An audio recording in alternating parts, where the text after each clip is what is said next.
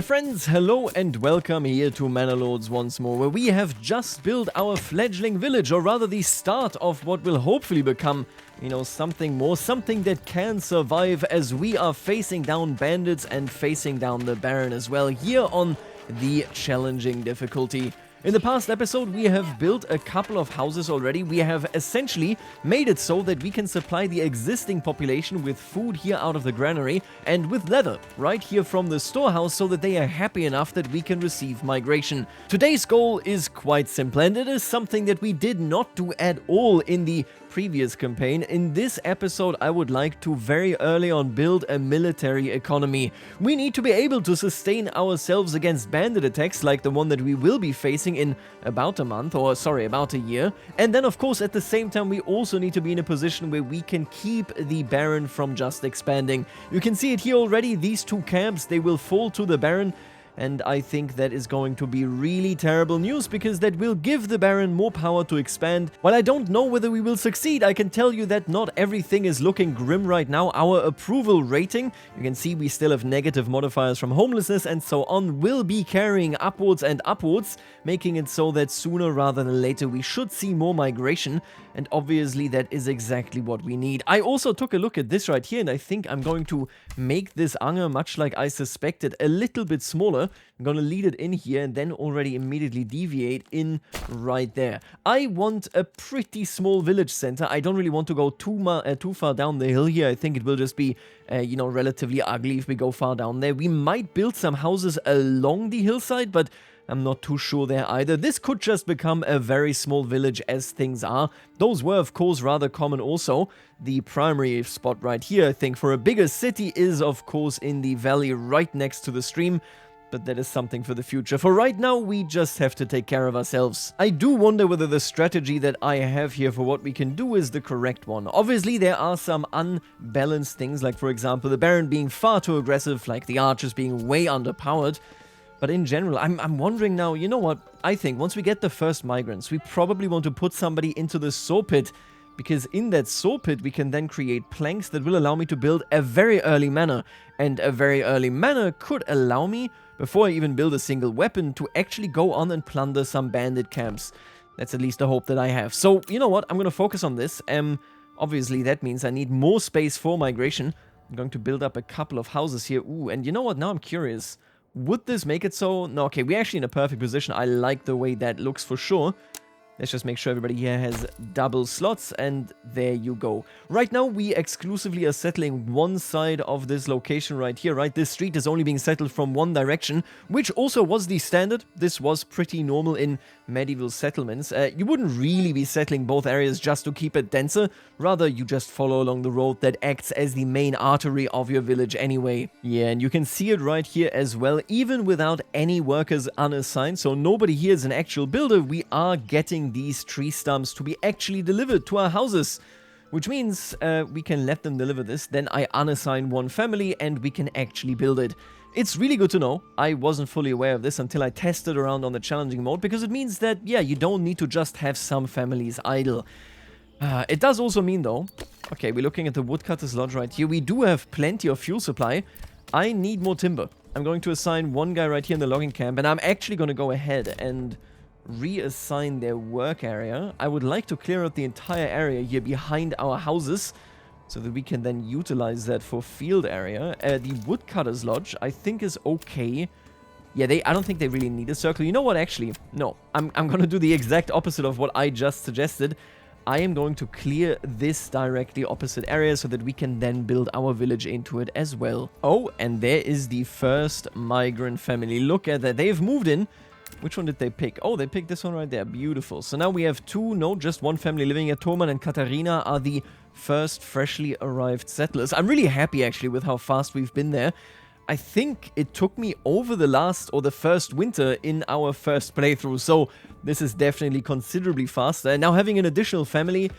Oh, having an additional family is great news as well, although him claiming Immenreuth is the opposite of great. Yeah, he cleared all those areas. Actually, oh, we did not take... No, okay, I think he's going to take down these bandit camps, and he is currently claiming Immenreuth.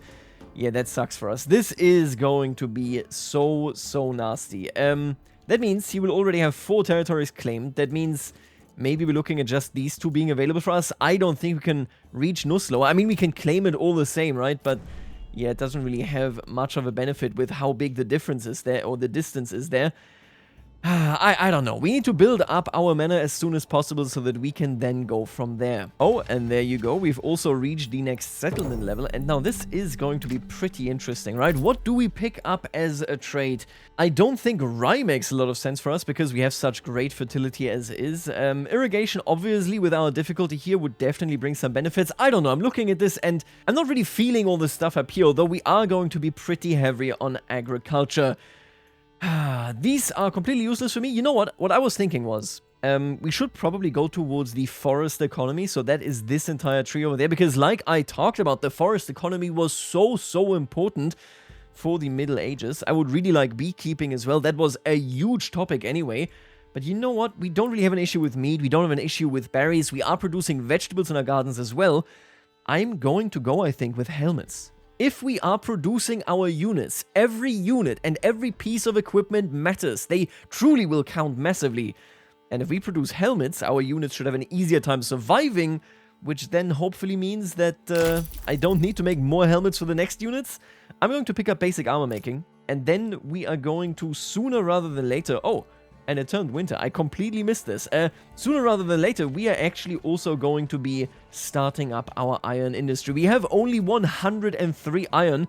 It is not a lot, but it's a start, and you gotta start somewhere, right? So we're going to use that on spears and indeed on helmets. Alright, now let me check though. If we want to build just the manor to get access to a retinue, we need more stone, right? The timber is not a problem, but obviously the stone is. Luckily, we do have a stone deposit right here that I also actually want to get rid of. Entirely because it will block my fields as things are. We're going to place this stone camp, this stone cutter camp, just temporarily right here. And then we're going to lead a road. I would really like this to go... Yeah, the streets alongside plots can be pretty finicky, but I think we got it done there. And this now makes it so that we can harvest this very quickly. Stone harvest is for some reason the quickest thing in the entire game. We can harvest this and then we will have open space for fields as well going forward. Yeah, I think we're coming along nicely. We're going to build the manor first, and then we will immediately pivot towards basically upgrading our burgage plots right here. You can see we can already theoretically do it. We just need the timber. And then with those burgage plots available, we can actually go towards iron production. I was thinking whether it wouldn't be smarter to trade for weaponry, but you need to maintain a trade route, so you need to have an actual unlocked trade route, and that will cost you dearly. So I don't think we're going to be doing this. Maybe midterm, it's probably the way to go, right? Once you have some money, you go ahead, you unlock that trade route, you make imports significantly cheaper via the village perk. Is it the first or the second one?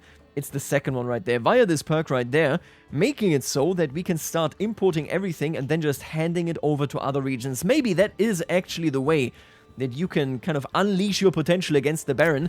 You build your very own things initially and then pivot towards just importing them. I hope that that works that way anyway. It's really my only hope. And yeah, just look at them go. I don't know why exactly they are this fast. Maybe it is because there are 2 people actively working on this from just 1 worker. I'm pretty sure that is the case though for every building. So if I assign somebody to a logging camp, they will immediately... Actually, it's 3 people. It's the entire household now working here. And you can see it here. He just started pickaxing this stuff, and he's immediately done. Has 1 unit of stones. I don't know why that is the case, but stones are so fast to actually, you know, take apart. Take a look at this. We are really emptying out the stone deposit in no time, although we do have to be cautious since we can't do it fully. This does, of course, have a storage limitation. But yeah, I don't know. Stone is incredibly fast. I don't think iron really matches that speed.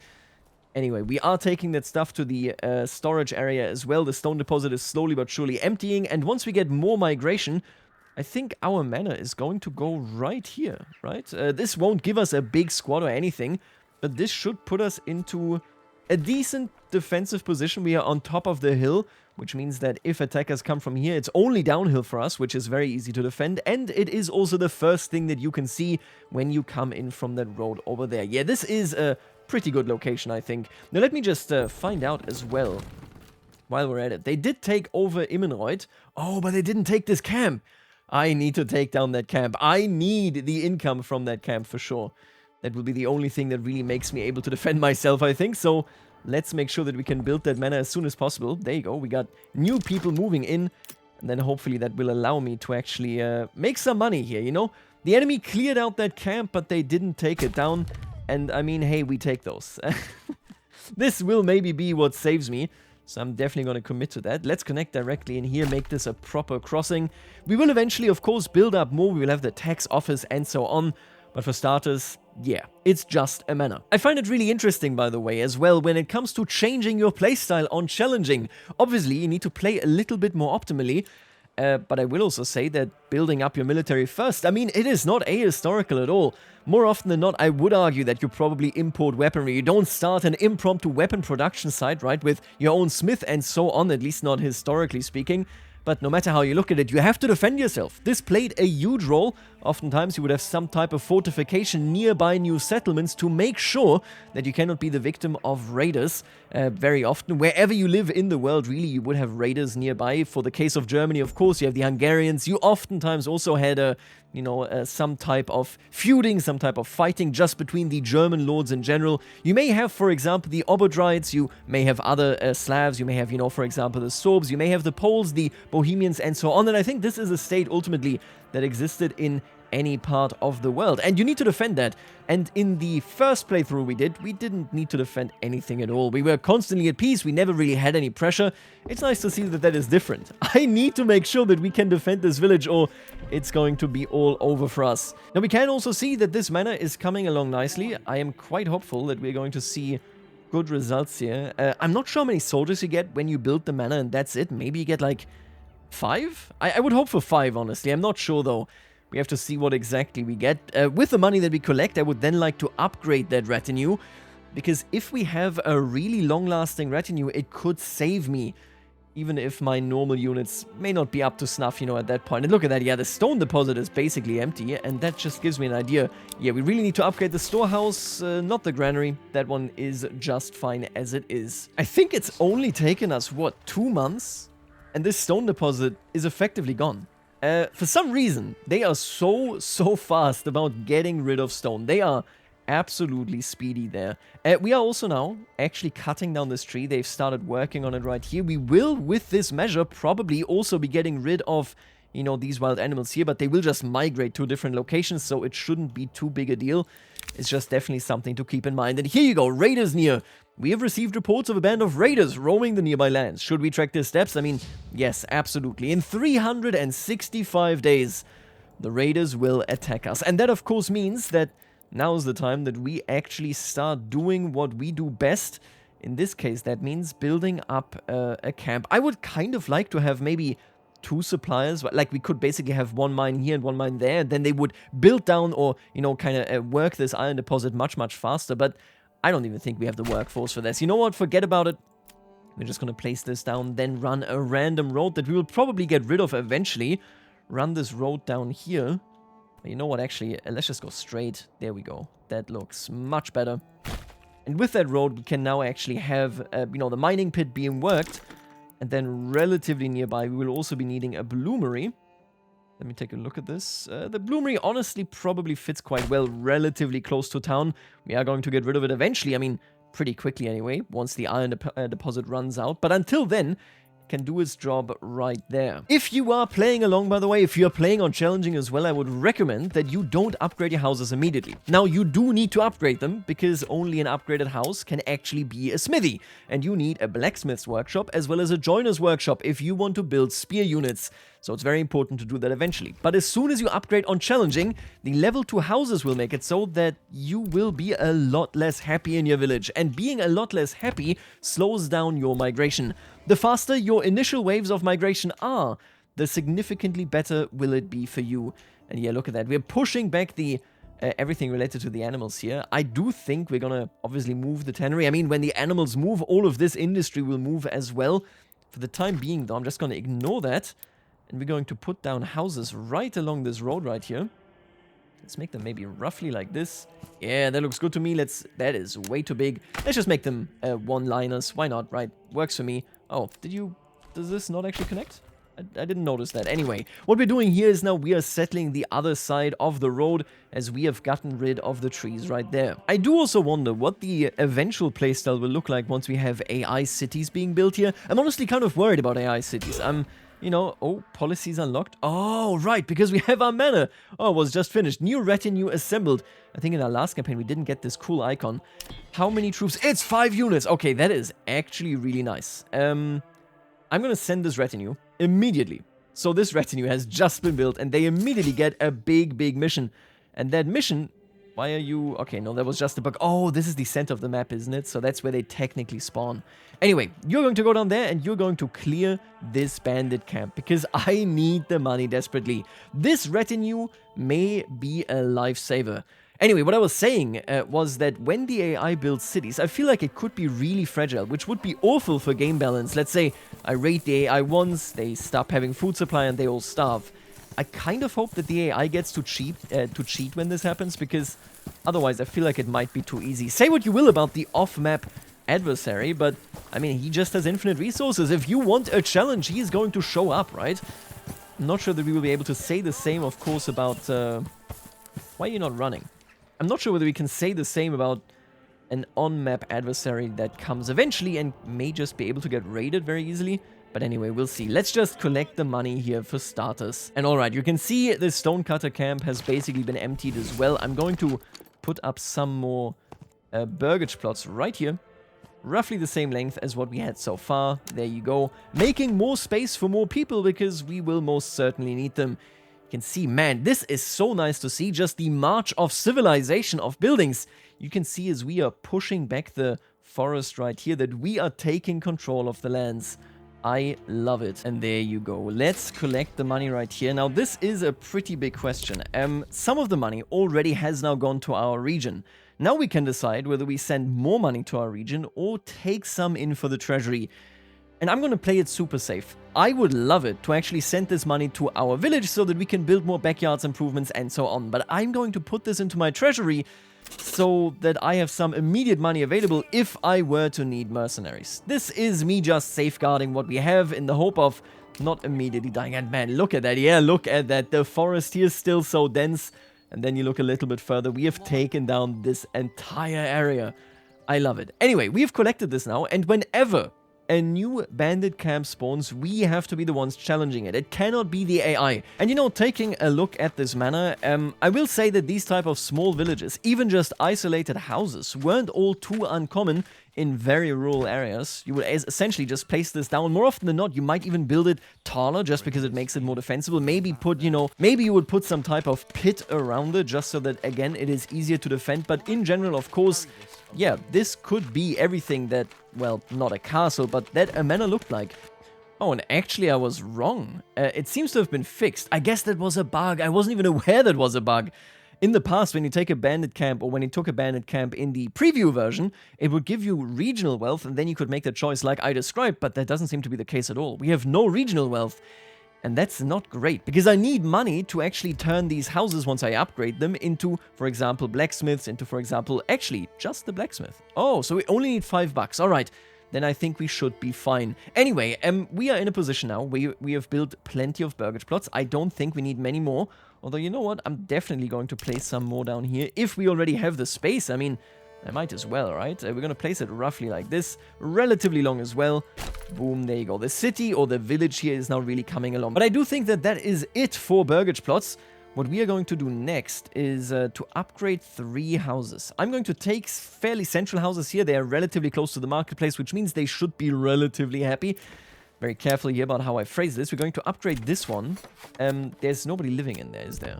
Yeah, all of these are just empty. That's okay. We're going to upgrade these 3 because this will now give us, and let me verify this here, right? We need a joiner, we need a blacksmith, and we need an armorer's workshop. That is the idea here anyway. And then we can start popping out the weaponry that we need to defend our village. I think we got something here. And there he goes. He's claiming no slower. Yeah, that only leaves 2 neutral areas. That's not great. Now, the issue is as well, of course, that both on normal and challenging, the Baron is incredibly fast about all this. So, yeah, this doesn't surprise me. It just does worry me. Oh, and there you go. A bandit camp has been sighted. Now, you know what? Maybe I'm not even going to send the retinue. We do have money here. I don't think these archers are going to cut it. I'm going to bring the green caps. Oh, that's so costly. But you know what? That's okay. We're going to bring the green caps. We're going to bring them in, and we are going to take down that camp. Because if we don't do it, he will. And that would be a disaster for us. So our units spawn down here, which is not great. I'm not a fan of that at all. Okay. Anyway, where is the bandit camp? It gotta be... There it is. Let's run for that bandit camp. I don't care when or if the mercenaries die. All I care for is that we get that bandit camp. You're gonna see it in a second. There it is. Another ruler's army immediately arrives. God, I hate this guy. Essentially, as soon as he sees a bandit camp, he goes, I must have it. I think we're gonna be faster, though. I do also think that our archers are probably going to get wiped. Just because archers suck that much. But it gives us a shot to look at the archers and, you know, see how bad they are. Because trust me, they really, really are. Oh, and while we're marching, we also unlocked settlement level 2. I don't think going down into advanced armor making here makes a lot of sense. I really do think we probably want to go into trade logistics, which is a huge shame because I would have liked to stick with all of this. But making sure that trade routes are way cheaper and then that import is way easier, I think is way more important for us. And let me check this. Yeah, we don't need to go to level 3 to unlock the further levels, so I think we can get to this level right here, better deals. Effectively reducing all import prices by 10 is insanely beneficial. So yeah, I think that's what we're going for right there. I really would have liked to have Goldhof instead be in this direction, but we will have to do it with a separate region. That's completely fine anyway. This is so ridiculous. It is such a weird race now to the bandit camp. Who can slaughter them first? In this case, it will be me. But anyway, let's take a quick look here at the archers, because they will definitely get wiped. I cannot perceive of them, you know, getting a good ending right here. Can they even kill a single unit? Nope. Not a single enemy unit has died. This is how useless archers are. Look at that. The bandits just run into the archers and immediately 4, 5, 6 archers die. Oh, wait. This is surprising to me. This is very surprising to me. The bandits got routed despite barely losing anybody. Okay, I'm good with that, I guess. All I now need to do is collect this money, and then we're going to knock out these green caps. In 15 days, they want to bill us. I don't think so. Let's just get the bandit camp money and then, you know, make off like bandits by kicking out our mercenaries. I think I'm gonna go again for the treasury. I think just being sure that we can actually afford, you know, any type of mercenary makes the most sense to me. And in this case, it also just makes it so you can see our influence has gone up. Also just makes it so that we can, you know, purchase weaponry once we build a trade outpost, once we actually here unlock better deals. So I'm quite confident that what we're doing here makes a lot of sense. But you know what? Let's dissolve these troops before we do anything else.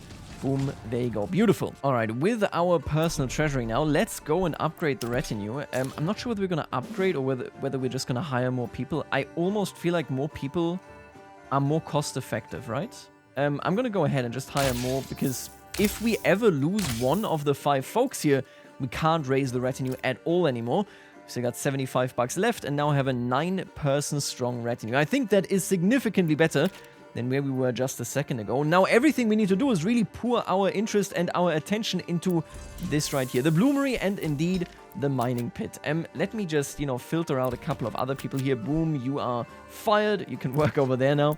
That's completely fine. I think the foragers as well, I already reduced it. You can see we have a ton of berries. We're doing great in that regard. Where else can I fire somebody? That's the biggest question I have. Now, last playthrough, we really did not focus on this at all. This is the mining pit, and it is incredibly important for our village. What we're getting out of the ground right here will make it so that we can defend ourselves. This was a big topic, and, well, these Waldhufendörfer were, in particular, very, very close as well to, for example, the Ore Mountains in southern Saxony / northern Bohemia, making it so that, yeah, where you find the Waldhufendörfer, you will also find very, very prosperous mining communities that then export that stuff into more urbanized areas that can, you know, then of course properly work with the created ingots. There's a lot of really interesting stuff going on there. Now we have built this path, and man, this is longer. I love the way you can see the church over there. It's so good. But this path is so damn long. I mean, yeah, this mining pit is pretty far away from the village. I built the bloomery closer to the village because, of course, who then actually uses the result of the bloomery are the folks living in the nearby houses. And there we go. That is the bloomery right here. We are starting very early by actually creating, you know, a military, by creating weaponry. We are now also generating money, and that is a really big step for us. I need to figure out a level 2 building that actually houses somebody. I'm going to go for this burgage plot right here. What are we going to do first? I think we're going to go with the joiner's workshop. I will immediately start building... I'm going to actually up this. I'm going to immediately start building large shields. Because like I said, our goal is creating these spear militia units right here. The more the merrier. And yeah, I think building this here is our strongest starting point. Yeah, let's take a look at this. We need large shields. There you go. Could we fill this entire thing? No. Currently we have 29 out of 36. We need spears. We need shields. And then we may very well be good to go. I think we can already be certain that we can defend against the raiders, just because, well, I have treasury for at least some mercenaries. We do have our retinue of 9 people now, and we are starting to build shields. Obviously, past those shields, let's take a look at this right there. We have now 4 iron slabs already and 13 iron ore, which means we just need somebody actually working it. Let me find a level 2 house that has inhabitants. I guess you are our best case, although I kind of hate it. We don't really have many free workers. You know what? I'm going to leave you alone for the time being. We need more people moving in before I keep elevating people so that they can start working, you know, for example, as smiths. Yeah, this is now a bit of a waiting game. We need to hope that we can build enough materials between now and when the bandits come. And of course, for that, we need more migrants. Let's hope that every month we get at least 1 family, hopefully maybe even 2 sometimes. That would be great. Oh my god, this joiner is so fast. We already have 14 shields. Okay, wait a minute. In that case... god damn, in that case, we are probably looking... Yeah, I'm gonna upgrade you. Okay. We very, very quickly now need to get the blacksmith going, because I'm pretty sure this is what will take longer. My god, this joiner, I thought it would take ages until we would have the necessary shields, but... we're already almost halfway down. That's incredible. Now we just need to start with the spears, and that, of course, starts right here with the blacksmith. All right, let's take a look right there. We need, yep, there you go. We need planks for this, and we need iron slabs. I think that might be why it takes longer, just because you need to get 2 things. All right, well, in this case, let's put another person on the job right here. Oh, actually, we physically cannot do that. Why don't we just get a committed ox, right? We're just making sure this saw pit is working day in and day out. Oh my god, look at how far we're pushing back the forest. I don't really want to push into the berry deposit. This is huge for us. But this does mean that we can build further into this direction as we go. And long term, obviously, these are going to become fields. Yes, it's true that, you know, when it comes to these type of settlements, the fields would be directly behind the houses. That is why we're clearing this whole area. Oh, and I thought I had emptied out the stone deposit.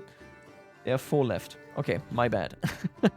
Now, as much as I am missing the workers, since these are 2 families that are no longer available to work any other jobs, as they are, of course, now busy here.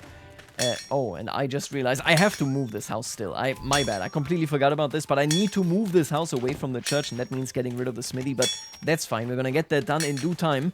I do like the idea, despite them again being something that I now very, very earnestly miss in my worker attributions in the assignment system. I do love that these 2 families are so fast when it comes to building spears.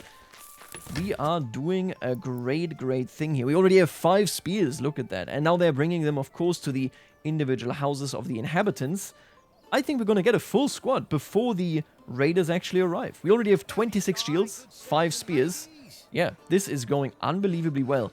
How are we doing here in the mining pit, right? Let me do the math here. We have 18 iron slabs, 18 iron ore. I think, yeah, we're going to get a full squad. That sounds great. Now let's take a look at our village here. You can see a newly felled tree. We are expanding still very much into the nearby forest. Our logging camps here will surely be moved relatively soon. They have done a tremendous job, really has to be said, with clearing this. And now as we walk up here, we can already see civilization. I love the look of this. I'm sorry. Actually getting rid of these trees by cutting them down leaves you with this beautiful sight where you can still see that we just cleared the land. All of this labor done by us, successfully achieving civilization. That's essentially what happened here. I love to see it. The market square has roughly the right size. I I do like that. People are moving in now into the houses here as well. Everything is moving as I would expect it. Actually, even better than I would expect, quite frankly. I think I was a bit too worried, maybe, even. What we're looking at down here now is a much more elongated settlement than I had in mind. You can see it right here. The houses are really going down into this flat direction because it is just the easier ground to settle. It's just, you know, the issue is essentially that right here, the hill is so steep that we didn't really want to build on it. Makes perfect sense. You make these kind of decisions both in-game and historically, you know, based on the circumstances around you, the geography, the topography of everything, and that is exactly what we did here. Now, at the same time, we have also now produced as many spears as we need. Look at this. This is just incredible.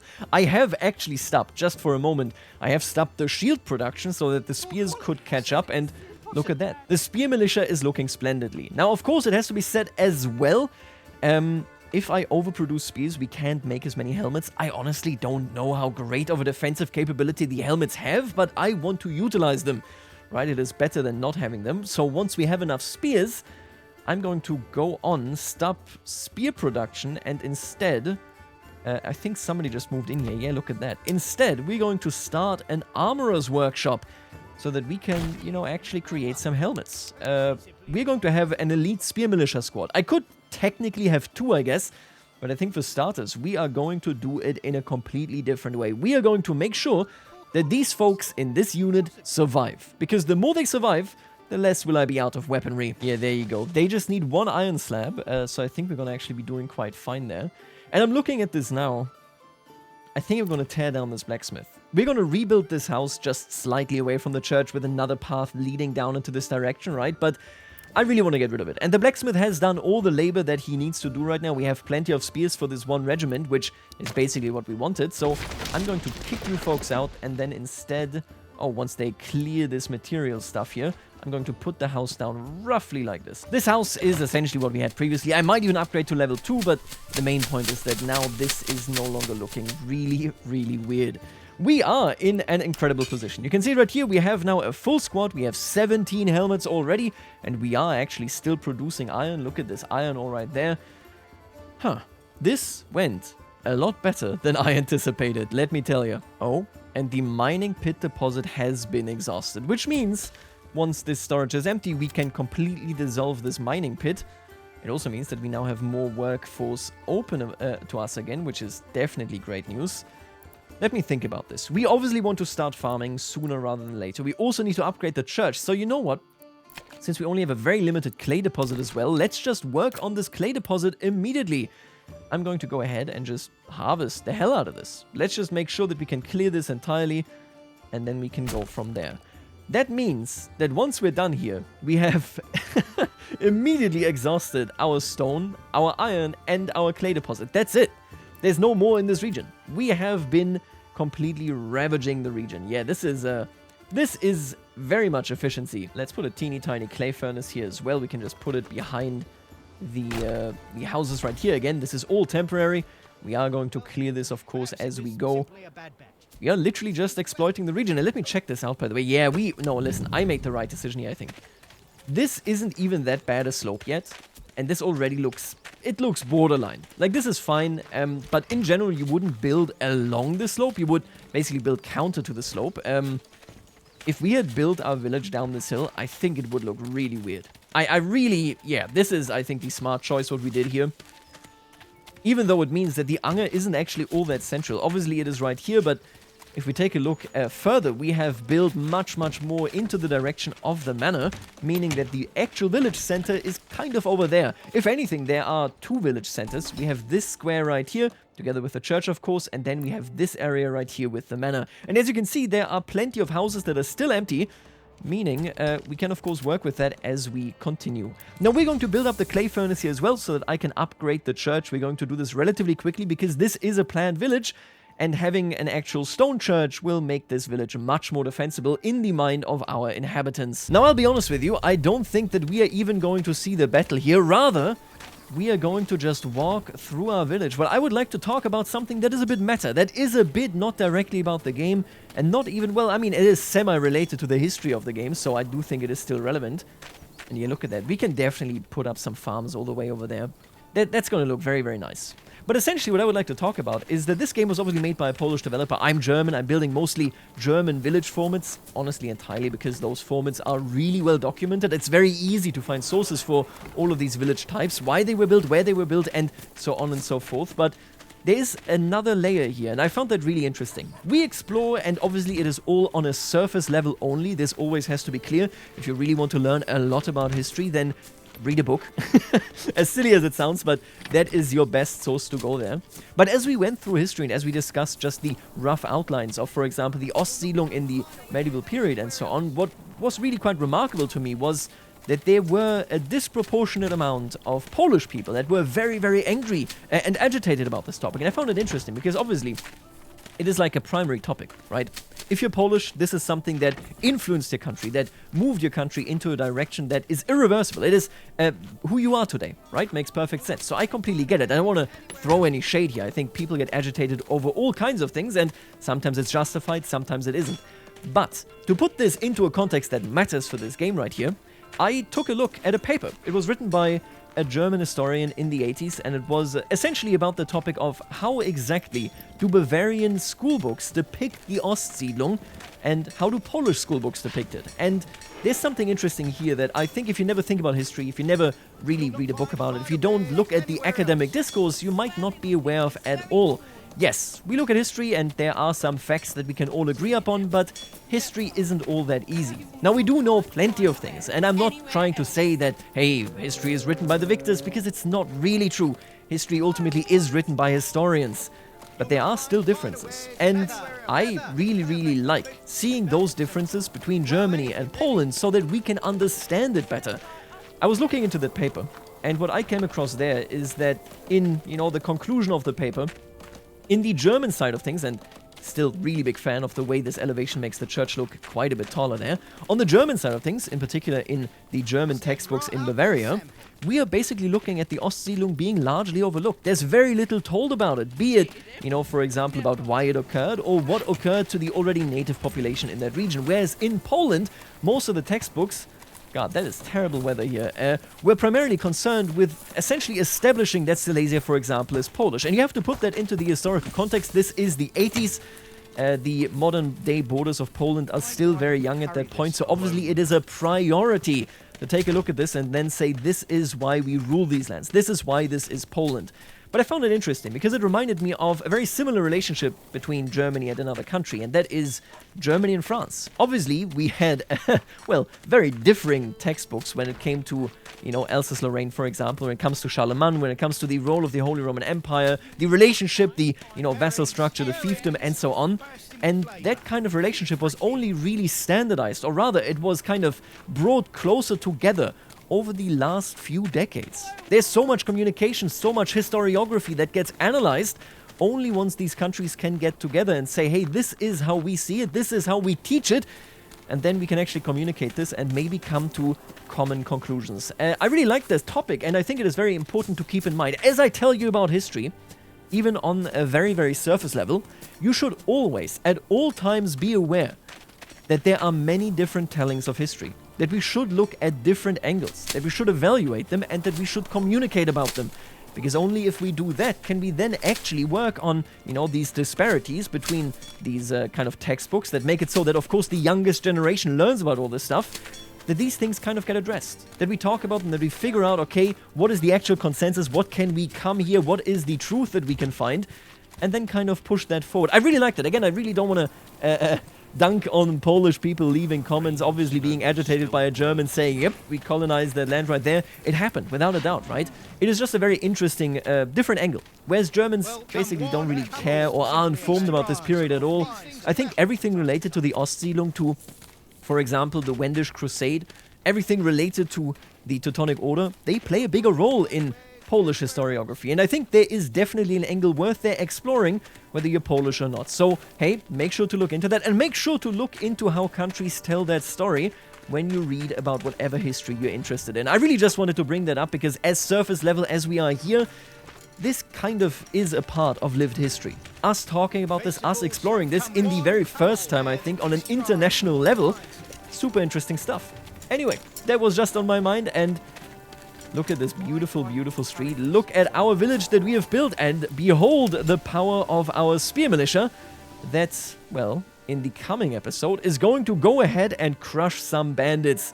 I think after that we might even be looking... I want to claim Zwei. Oh, I didn't notice you. Hello. Actually, we are going to have a battle in this episode. We are absolutely going to have a battle. We are going to crush this bandit camp right here. This is our time to shine. I didn't even notice them, and I am so lucky there because the AI apparently didn't notice them either. They didn't go to crush them. I've never seen that, but I'll take it. That's a huge W for us. But I just really hope that the spear militia can actually keep it together here. We did give them helmets. They should be doing okay. They got armor and all that stuff, right? But never know how that really goes. Oh, and look at that now. Oh, he was going for it the whole time. He's on the march. Good thing that I noticed that. Oh, Lord. That could have been a disaster for us. Had he noticed them taking it and gotten more XP. Now we can actually stop him thanks to our available troops. And let's take a look at them. Look at them march with their helmets. Wish I had gambizons for them as well, but yeah, we were not able to actually get those going yet. Now my idea here is that we're going to have the spear militia in stand your ground mode. They should take this charge. They should basically absorb it. Okay, they're far enough away. I don't think I need to be worried about them. And then we're going to go around with the retinue. Hopefully losing nobody. That would be the ideal outcome here. But we'll have to see. I'm not sure what exactly we can expect here from this battle. Let's march like this. I want to be able to intervene as soon as possible. Yeah. Oh, they're going for the wrong unit. Okay, let's storm in there. Now I can actually halt again. Oh. Ah, you overshot a little bit, huh? Okay, you know what? In that case, we just have to attack. There's nothing else we can do. Everybody push forward. We are immediately going to assault these bandits. Hopefully just wiping them immediately. You are surrounded. I don't want to see a single loss. We got 9, 16, and 36. That is what we're seeing here. Let me... Oh, I can't even know... Oh, I can't. Oh, I can't watch this battle close up. Because there's no road nearby. Basically, the way you spawn if you click the visitor button is always alongside a road. And in this case, we don't really have that. 15, come on. I don't want to lose a single man. That would be a grave disaster. When are you going to get routed here? Oh, look at that. Let's go. That is how it's supposed to go. Alright, folks, I'm going to leave you right here. We are going to plunder that bandit camp. I feel confident. I think our units here will prepare us both for the raid and maybe even for our opponent. I'll leave you right here and I'll see you later. Alligator.